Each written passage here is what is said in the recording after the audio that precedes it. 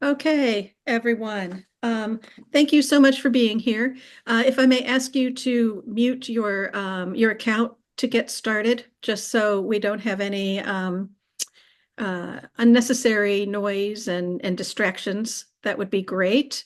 Um, I'm Andrea Brady. I'm director of the Milford Miami Township Chamber, and we are thrilled to have so many people here for our Lunch and Learn with Toastmasters. You all probably know Toastmasters, and this is our local group, Talk Toastmasters. Um, Most people think that Toastmasters are focused on public speaking to big groups, which, yes, that's definitely a big part of what they do, but their goal actually goes beyond that.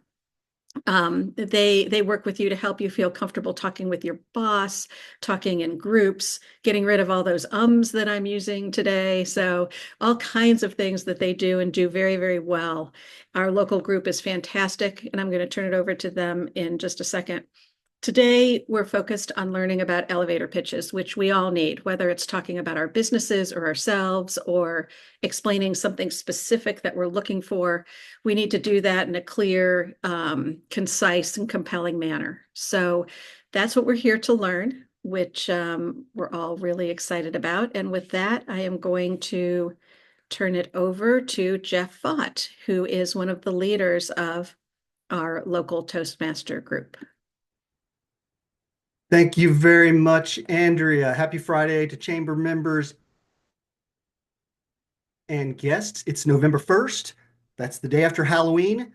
That means it's perfectly acceptable to eat Halloween candy while you listen, while you talk, and it's also acceptable to eat your kids' Halloween candy while they're at school. So, welcome to Elevator Pitch Perfection. As Andrea said, I'm Jeff Ott with Milford Talk Toastmasters Club. We are part of Toastmasters International, a nonprofit education organization that helps people develop communication and leadership skills.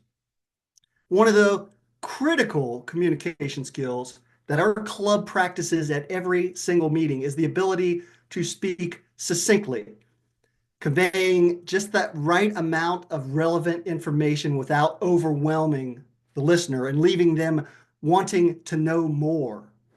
Today, we will teach you about the elevator pitch, a compelling and concise introduction about who you are, what you do, and why it matters. It's a teaser that lasts a minute or two about the time it takes to ride an elevator, hence the name elevator pitch. Now, today, I want to encourage you to listen to our featured speaker, but more importantly, I want to encourage you to participate. Our Talk Toastmasters mantra is learn by doing.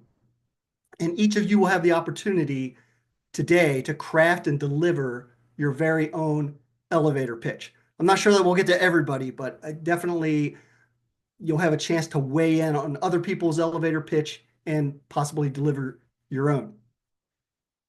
Are you ready? Fantastic. Let me introduce our featured speaker for today, and that is Jen Ellsperman.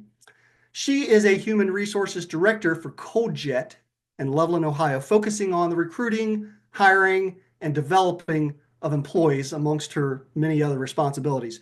Jen joined Milford Talk in 2007. She served as the president. She's been a division director, and she has achieved the Distinguished Toastmaster Award, an honor that's reserved for the top 1% of all Toastmasters. So let's all welcome our featured speaker today, Jen Ellsperman. Thank you, Jeff, for that great introduction. I'd like to give you an overview about what a elevator speech is and how to create one, when you might use one, and what you might include in one. So an elevator speech derives its name from the situation where you might get into an elevator at your business with the CEO and you have 1 to 2 minutes to promote yourself to that person during the ride of the elevator to the top level. The speech should be informative and it should be persuasive. So when might you use an elevator speech? You might use it when you're networking for a job. You're looking for a new position, you're going to a networking event, or you go into an interview and the interviewer opens with, Tell me a little bit about yourself. This is not an activity where you tell your full life story or your full career. It's meant to be a 1 to 2 minute overview of your background and what you're looking for. I once asked a candidate to tell me a little bit about himself, and about 45 minutes later, I hadn't gotten another word into the conversation. He'd gone into so much detail. It was really more than I was looking for. So being able to speak concisely about what you want and then giving the interviewer an opportunity to ask probing questions about the aspects of your background they're most interested in is a skill worth having. Another way you might use an elevator speech is if you are working, as I do, in human resources and you're pitching your company to a potential candidate. What's great about the company, why you should want to work there. You might use an elevator speech if you're promoting your business. You go to a networking event and you're looking to promote your business to potential customers. You might use an elevator speech if you're inviting someone to your club, like inviting someone to your Toastmasters club or inviting someone to join your church. You might present a 1 to 2 minute persuasive speech about what it is that makes going to your club or your church great. If you are, for example, on a parent-teacher organization committee, you're the committee lead and you're trying to persuade another parent to join your committee, you might use an elevator speech to persuade them to join your committee.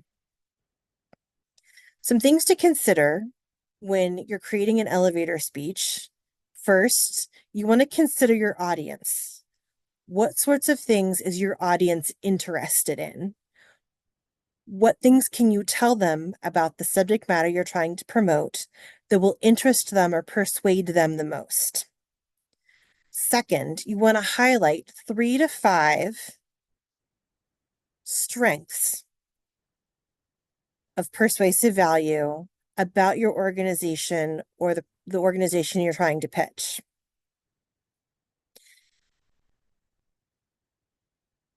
And you want to consider your audience and their values. What is it that they're most interested in? So, for example, if you were creating an elevator speech about your work history, you might say, I have a degree in human resources. I have 20 years experience of HR generalist experience. I have a strength in HRIS systems, and focus on those kind of strengths. You might even end with what I'm looking for in a new position is. If you're pitching your company to a potential job candidate, you might tell them that your 401k match is superior, that you have a company culture that values growth and development. If you're pitching your business, you might say, what are some of the real benefits and values of your product or service? If you're inviting someone to join your club, you might talk about the ways in which your club experience can help that person grow.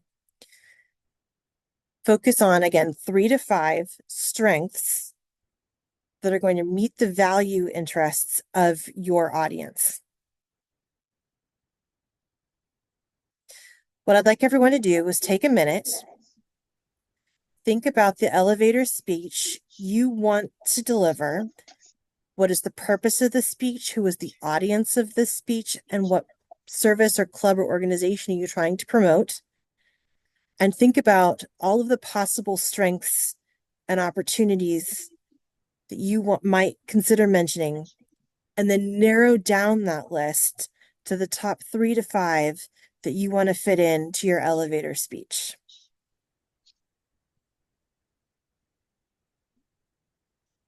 With that, I'd like to turn it back over to Jeff, who's going to guide you through a personal process. Thank you, Jeff. Fantastic. Thank you, Jen. I thought about when you were talking about the 45 minutes, you asked the person, tell me about yourself. And 45 minutes later, they were still rambling on. There's an author, Robert Greene, and he says, the more you say, the more likely you are to say something foolish. I think that definitely comes into play when you're doing a job interview. If you keep talking and rambling, pretty soon you're going to say something foolish. So great advice there. So what we're going to do next, first of all, I just want to pause for a second to see if anybody has any questions for Jen. You just come off mute and shout it out, or you can type it into the chat.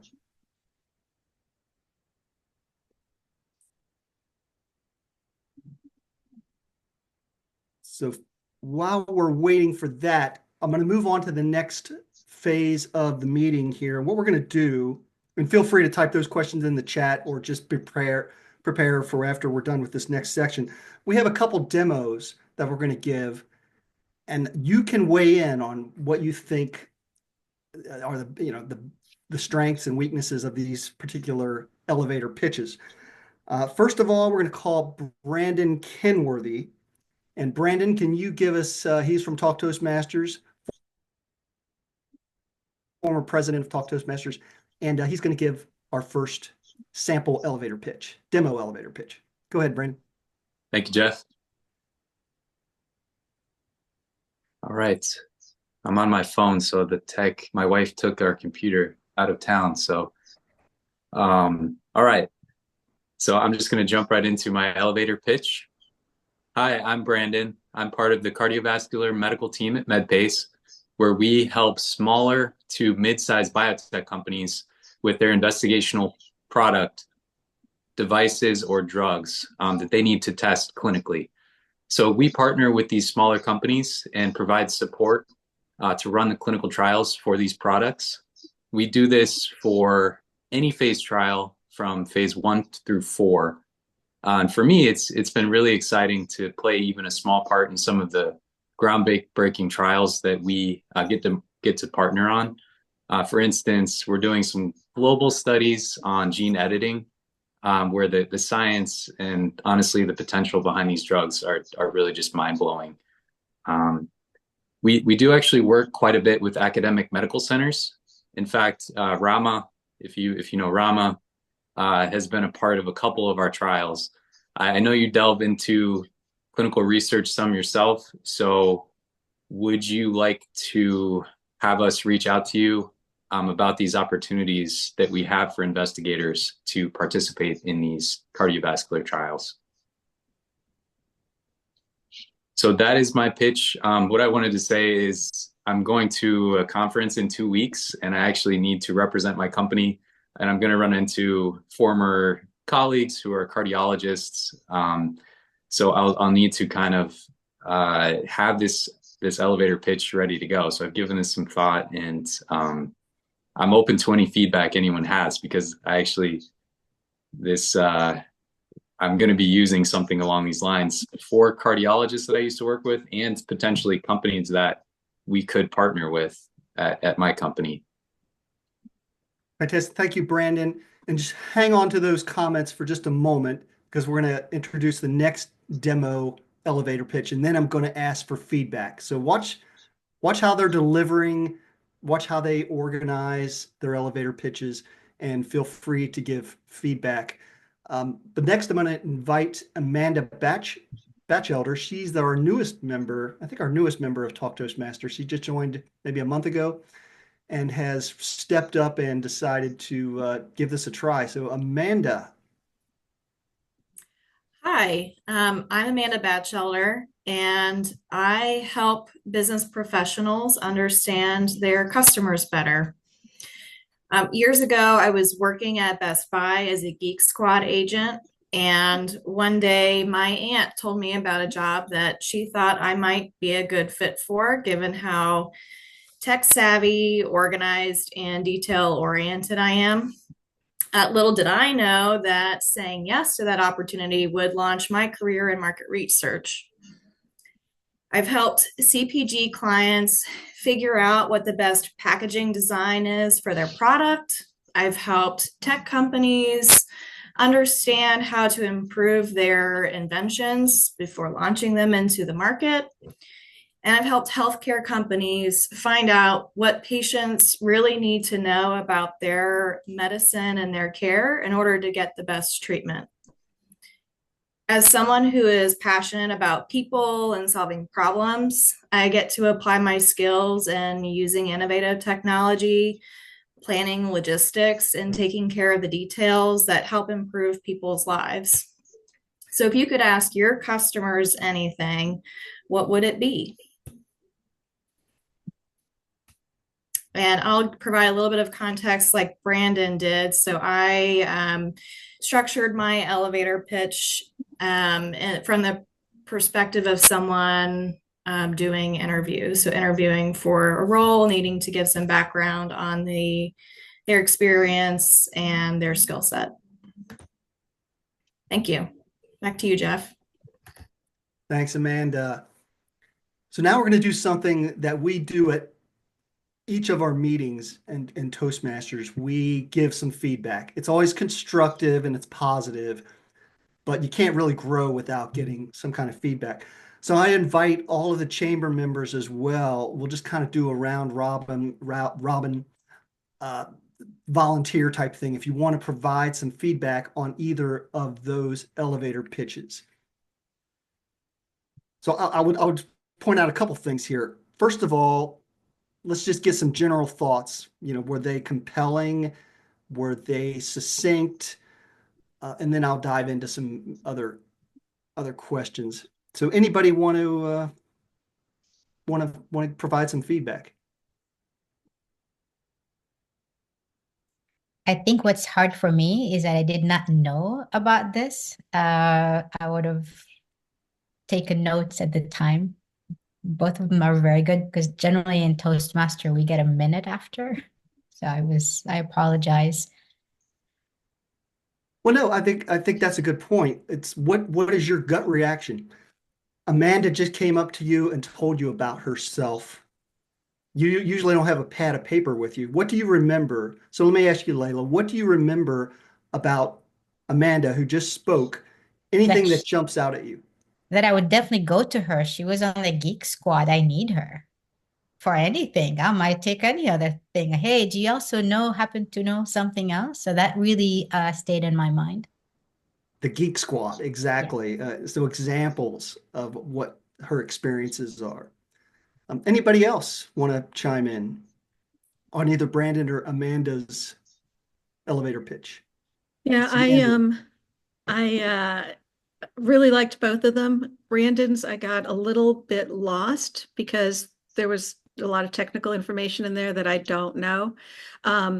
Amanda, I'm more in your industry, so I know a lot of that. The only comment I would have about that is, well, I mean, I thought you did a great job in explaining and taking the person through.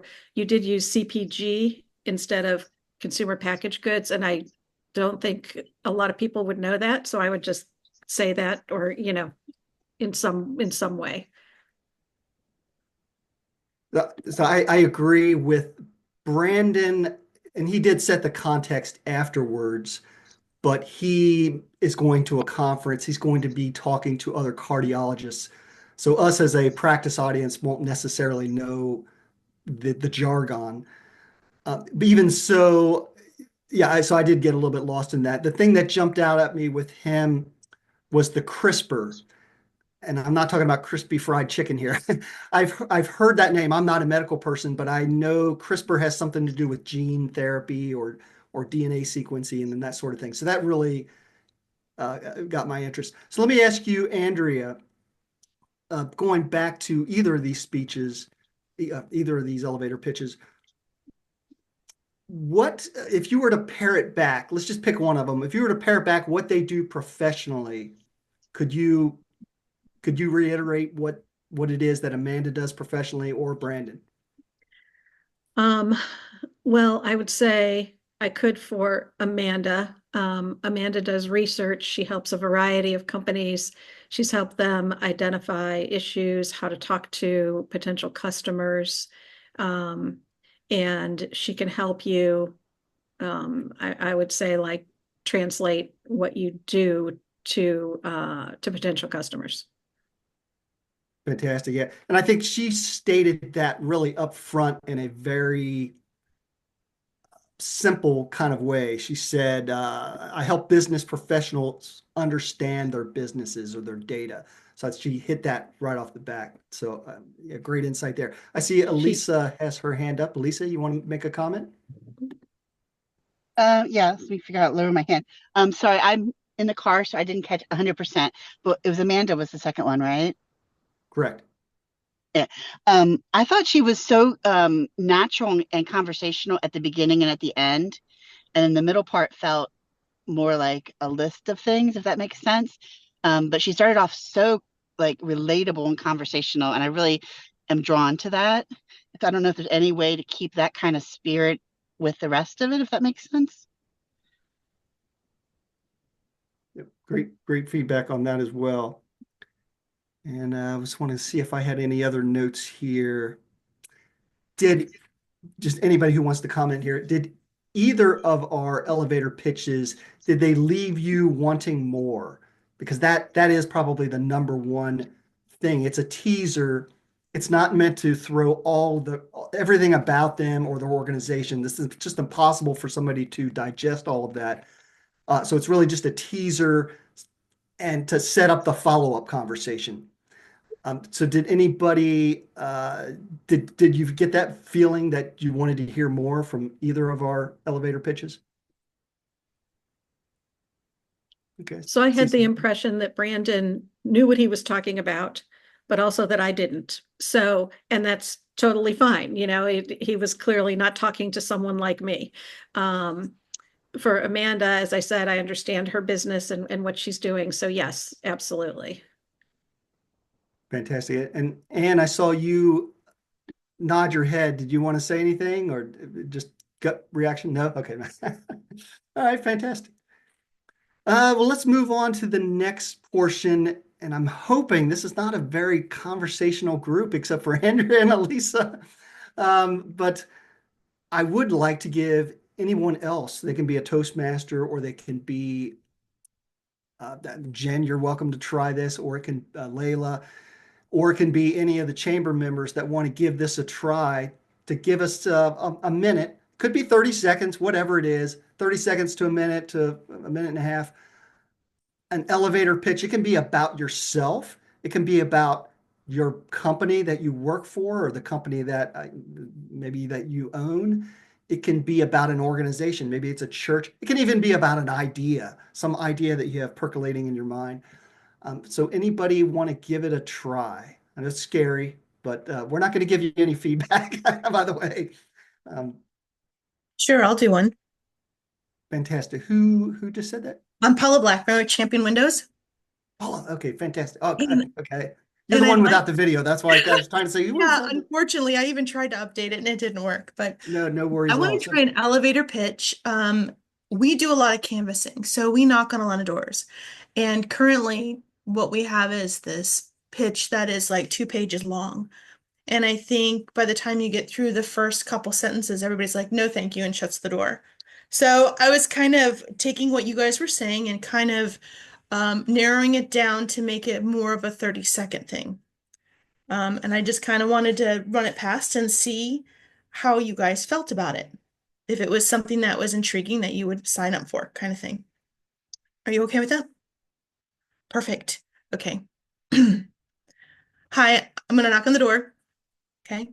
Hi, I'm Paula Blackburn with Champion Windows, and and we install windows, doors, siding, and sunrooms. I noticed that you have older windows, and I would like to offer a free in-home estimate to get those windows updated. Have you heard of Champion? Well, we're a national company that started here locally, and we've been in business for 73 years. Our products have a lifetime warranty that include breakage, and our windows have 21 layers of protection. I can set up for one of our professionals to come out and give you a free estimate.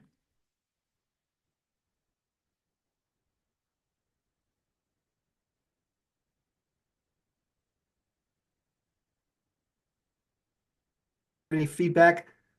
You did request us if anybody Yes, had some feedback, so absolutely. yeah. Absolutely. If I needed windows, I would listen to the free estimate. Yeah. Yeah, Ann, go ahead.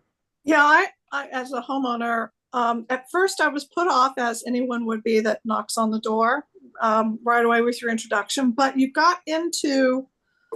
asked a good question in the beginning to get feedback from, and it was a very specific question. And I liked that you kept it to like the 3 things like we started out with on the list. the three things that you want to get across to the company, to the customer, in terms of how long you've been in business, that kind of leads to reputation, your skill set, and your experience, your company's experience. So I was compelled. If I needed windows, I definitely would talk to you.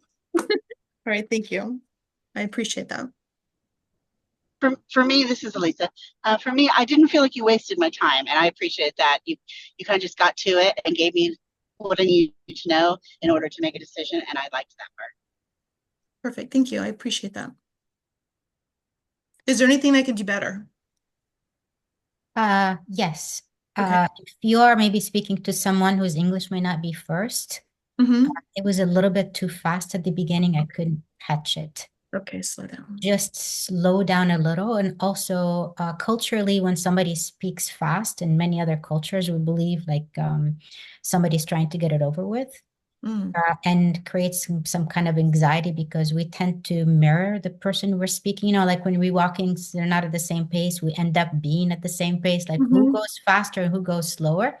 So you end up mimicking, and it made me feel like, okay, be done. But when you're a little slower, then I'm grasping the information and it makes me intrigued. Great. Thank you so much. I really appreciate that. I know that when I get nervous, I speed up a little bit. So yes. I'd like to add one thing though. I agree that it was fast in the beginning. That's why I was probably a little put off. But one of the things that I don't like is trying to make chit chat. So be sure that your people don't come in and go, gee, how are you today? I'm not going to answer that question. It's get to the point, but just do it a little bit slower. Making the eye contact, kind of connecting, might slow you down a little bit. I see. I got you. Thank you. I have one more positive for you. I really liked the way the pitch of your voice fluctuated. Some people really speak in a monotone, especially when they're trying to remember to say this and that, and you didn't do that. Your voice fluctuated nicely. Oh, thank you. I appreciate that too. And I'll add, going back to the, get to the point comment. I like that you started right off with, hey, I noticed a problem, right? And that immediately, I think, draws someone into the conversation. So good job with that. Thank you. I'm going to parrot a little bit of what Amanda just said, and I want to circle back to Jen's information that she gave earlier: purpose, audience, and strengths. So I think you nailed all of those. The purpose, you went right for the purpose, obviously, is, do you want window replacements, but you went right for the audience. I noticed you had older windows. That's your audience, people that need their windows replaced, right? So you honed in on that immediately, and then you did list all of the strengths of Champion Windows. I heard 21 layers of protection. There's probably a lot of other stuff in there. So yeah, I think that's pretty solid. And you ended with a question, and then the free never hurts. Free estimate, free whatever, free candy, whatever it is. It's free. I want it. Thank you. So thank you, Paula. Anybody else want to give it a shot? We have some time. I know we're going to finish early. I had a question. I had a question for Layla, if that's okay. I'm not going to try and give it a shot while I'm driving, but Sure. Layla spoke to cultural differences, and I wondered how much of that also applies to whether you like the chit chat or not. I've lived in a lot of foreign countries, and so I like somebody to acknowledge me as a human before they start selling to me. And I know in a lot of countries, like getting to the point is considered rude. And it is such a cultural thing, but like when somebody calls me on the phone, I want them to get to the point. So I understand both kind of sides of it. Layla, can you speak to that part of culture?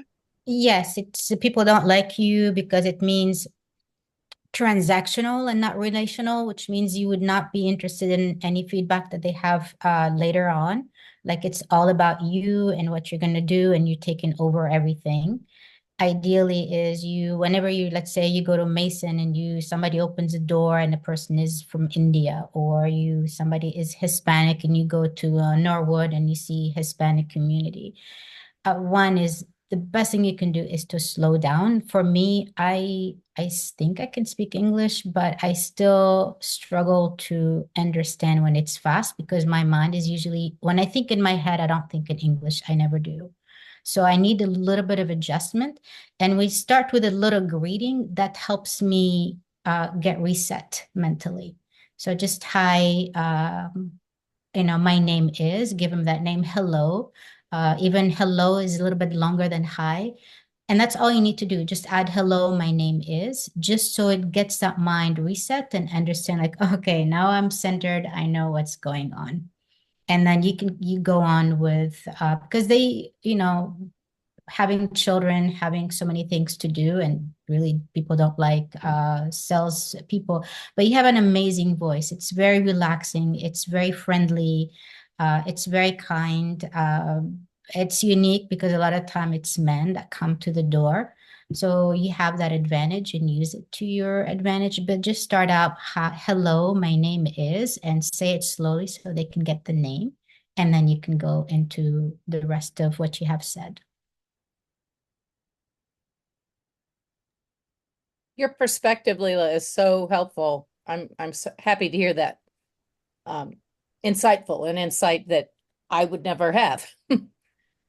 Well, yeah, I just wanted to point out these are the kinds of things that we practice at all of our meetings. The pacing that Leila was talking about. People think they've got to squeeze it in. Oh my gosh, I have a minute. I have to squeeze. I have to talk faster because I have too much to say. But it's really about, just like in Hollywood, where you leave, the majority of the movie is left on the editing room floor, and only the most salient, relevant points make it into the final cut. So that's what you're always doing, whether it's an elevator pitch or any other kind of presentation. I'll just tell a quick anecdote.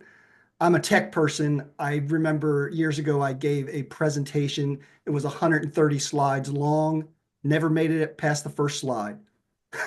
As soon as I introduced that first slide, there were questions, and the 129 other slides didn't matter anymore. So people, even in a presentation in a business setting, they are focused, give it to me quick, but not too quick in terms of the pacing.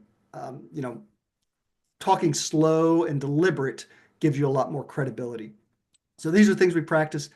I do want to just offer any other closing thoughts before I give my final comments. Don't see anybody.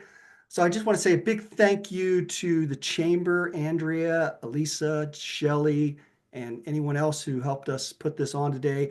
Jen Elsperman, our featured speaker, thanks to her, our talk demo elevator pitch volunteers, and anyone else, Paula, and all of the other contributors today. Thank you so much. I hope that you will now be able to deliver an elevator pitch with confidence at your next opportunity. Enjoy your weekend, and I'll turn it back to Andrea. Thanks, Jeff. And thank you to everybody who presented today. This was great. This was really great. Paula, you did a wonderful job, especially being put on the spot like that. And I need windows, so you can give me a call and we can talk. Does anybody have any questions for Jeff or anybody else from Talk Toastmasters before we go? Elise? Jeff, can you tell us a little bit more about what kinds of people benefit and come to Toastmasters, just so people know that they don't have to have the goal to be a public speaker per se? Yeah, I'm going to throw that to our president of the club, Leila, and any of the other members can chime in as well. But Leila, we love to put people on the spot, and Yes, that Toastmasters is help them with their impromptu speaking. So Leila, everybody is welcome. It benefits everyone. For example, a few years ago when I started out, we used to use these booklets, and I loved the booklets. And then there's Pathway. Basically, it's online. And I saw that. I'm like, oh, I'm out. And I quit. For 2 years, I wouldn't show up. And one quote came to mind: the way we do one thing is how we do everything. And I thought, what kind of a role model I am to my students? I am that veteran teacher that principals hate because we are so out of touch. So I decided to come back and I wanted to tackle this. I'm going to make this work if it's the last thing I do. And I challenged myself to try to speak in 50 states. Now, the cool thing about it is if you are a member of one club, you are allowed to speak anywhere. And I got better. And then one year, the embassy of the US in Mexico reached out to me and wanted me to speak in Mexico to teachers. And I panicked, like, well, we all teach ESL, but how do I know if my jokes would land in Mexico? I reached out to a Toastmaster club in Mexico and I said, I want you to all unmute yourself. I'm going to tell you this part of this keynote, and I want to hear if you laugh or you don't at certain parts. And by the time I got the feedback, when I went and presented, it was a huge hit. But my whole keynote completely changed. And that is, even though I work with Hispanic community, I needed that feedback. I got there and I was very confident. Another thing that happened going to different states last year, I got a feedback on this speech. And the reason I did it, I thought, I'm with his talk. I don't want to bore my club with different speeches. I need somebody else to get the opportunity. And I ended up moving and progressing to the point where I came in quarterfinalist. That gave me a lot of, basically, I was very close to being, had I been one of the last 15 people, then they would get all expense paid to go to this conference. It has benefited me a lot. And about 16 years ago, I was in Indiana. I was named the teacher of the year and I would not accept because I didn't have the confidence to speak. In 2020, I was named the teacher of the year for Ohio and I accepted, like, oh, I can do this. I got the connections, I got Toastmasters, they would help me. The confidence you get is amazing. The feedback is extremely, Jen is phenomenal in our club. I don't give a speech publicly without running it by her because she gives phenomenal feedback. The whole team, they're very kind. They tell you what worked. And a lot of the time when we're speaking, we don't, even the things that are good, we're not sure that is good. So we tend to get in our head. Oh, what part is it? What should I do? But when you have that support with you say it in front of 12 people and you get everybody's feedback, like, oh, all of them agree that this part needs to go, or all of them agree that this was not clear. And I can't leave.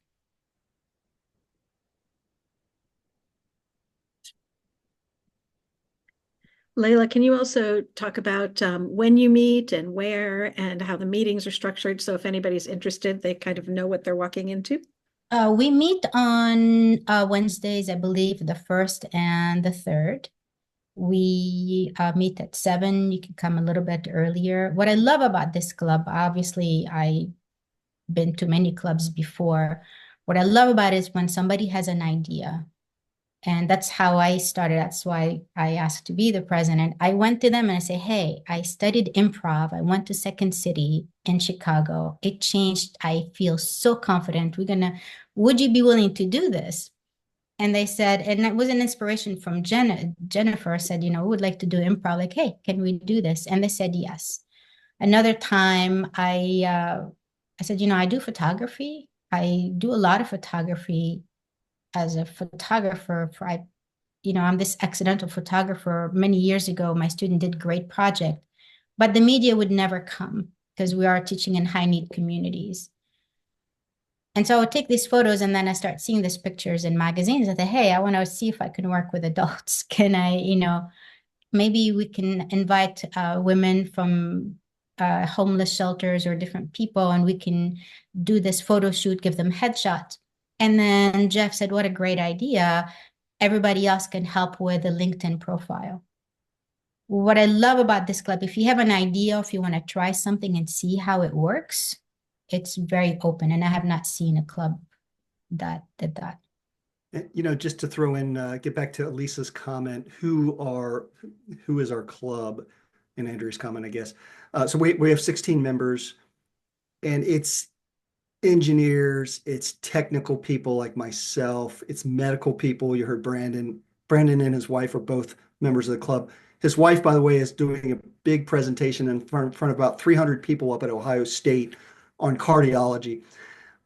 So it's HR people, anybody that really needs to communicate better in their job or even in their personal life. So it's entrepreneurs. So all of us have this thing in common, especially tech people and us medical people. We like to get down in the weeds and confuse people. We like to sit in our cubicles and be isolated with our headphones on and never talk to anybody. So this really helps you get out of your shell and feel more comfortable talking to people and expressing your ideas. Well, if nothing else, Andrea, I'm sorry, go ahead. No. I was just going to say, and see there, I did it again. Whenever I'm around you guys, I say, all the time. So I need to come and work on that. But I really do think that you all, from meeting with you and hearing about the things you do, anybody who needs to communicate, as you said, with other people, whether it's in their job or in their personal lives, they can find help and support through your chapter in enhancing those skills and addressing the little idiosyncrasies that you may have, like saying all the time or not being comfortable. Okay, I'm just going to stop because all I'm going to do is say So anyway, I think that you have a really, really valuable and beneficial organization there. And I hope that everybody here got value out of the presentation today and checks out the club. Any other questions for anybody? Layla, Jeff, Jennifer? You Okay, can always try it out. Come and visit. You come and check it out. If you don't like it, you can leave in the middle of it and walk away and you're okay. So I think we all say ums. We all say but we work on improving. And feel free to come and be a guest. Try it out. I think that's a great message too. This is something you can go and try out. They meet at the Civic Center, straight up the road for most of us at least, and it's a great option. We'll have some Anything candy else at the next meeting, some Halloween candy. Oh, there you go. That's reason not to come. We'll eat it. Well, we have been recording this video. We will give it to Jeff, and we will also send it to all of you who were on the call today, on the Zoom today. And we look forward to more presentations from you. They have all kinds of topics, and we decided on this one because it is something that everybody needs. And so we thought it was a great place to start. People who were on the Zoom today, if you have ideas or needs and you'd like to hear Lunch and Learn on that, please just let any of us know. And you can also reach out to any of the Toastmasters as well. Thank you all. All right, I'm going to stop the recording.